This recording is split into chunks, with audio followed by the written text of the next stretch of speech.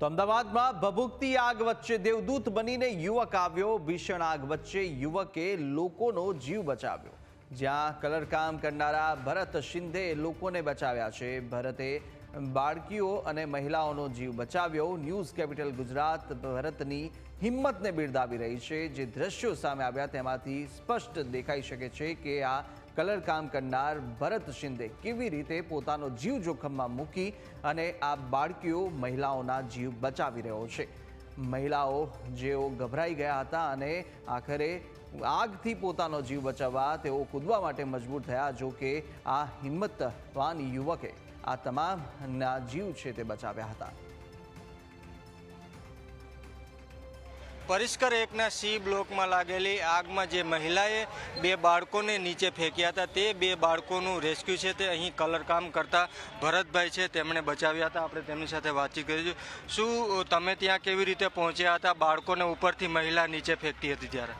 साहेब हूँ बिल्डिंग में काम करूँ छूँ कलरનું। तो अमे बधा भागता था तो त्यारे जोयुं कि आग लागी है। तो अमे नीचे गया तो उपरथी आ बेन छोकराने पकड़ीने ऊभी थी और नीचे बधा लोको जोता था। तो अमे भागता दौड़ता गया અને છોકરાને પકડીને અમે એમને નીચે ઉતાર્યું।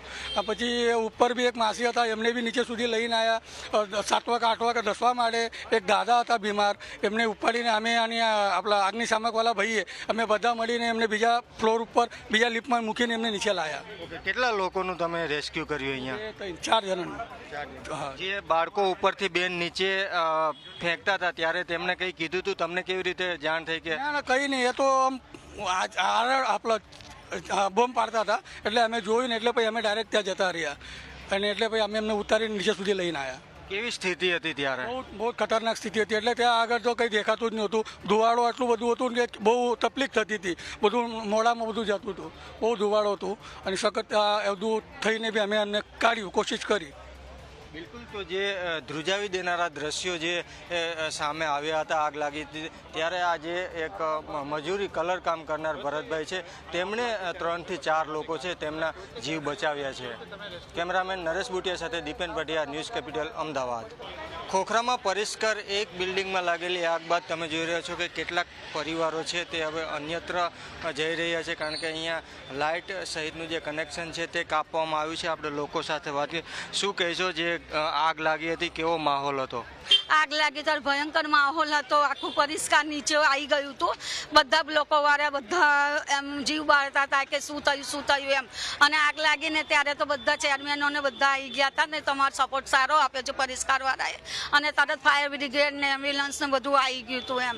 અને છોકરાઓ બી તમારે સોસાયટીના બધા ઉપર ચડીને જેટલી મહેનત થાય એટલી કરી છે। પાણી છાંટવામાં મહેનત કરી છે। તમારે કોઈને ઉતારવાના હોય તો ફટાફટ બધાને ઉતારી દીધા છે તમારે। એટલે સપોર્ટ સારો આપ્યો છે પરિસ્કાર। અત્યારે શું સ્થિતિ છે? તમે કેમ અહીંયાથી જઈ રહ્યા? એટલે અમે 2 દિવસ તો અમને પાવર હાઉસ ને બધું બંધ છે, કાંઈ લાઇટો વાઇટો કશું છે નહીં ને ઘરમાં અત્યારે રહેવા એવું છે નહીં। એટલે અમે સામાન લઈને નીચે ઉતરી ગયા છીએ અને હવે જ્યાં જવાશે ત્યાં જઈશું એવું છે। બિલકુલ। તો તમે જોઈ રહ્યા છો કે કેટલાક લોકો છે તે હવે અન્યત્ર જઈ રહ્યા છે કારણ કે લાઇટ છે તેનું કનેક્શન કાપી નાખવામાં આવ્યું છે। પરંતુ ખૂબ જ ગંભીર માહોલ અથવા તો અફરાતફરીનો માહોલ છે તે સર્જાયો હતો અને કેટલાક લોકોએ જીવ બચાવવા માટે નાસભાગ પણ કરી હતી અને બાલ્કનીમાંથી પણ કૂદ્યા હતા। કેમેરામેન નરેશ બુટિયા સાથે દીપેન પઢિયાર, ન્યૂઝ કેપિટલ, અમદાવાદ।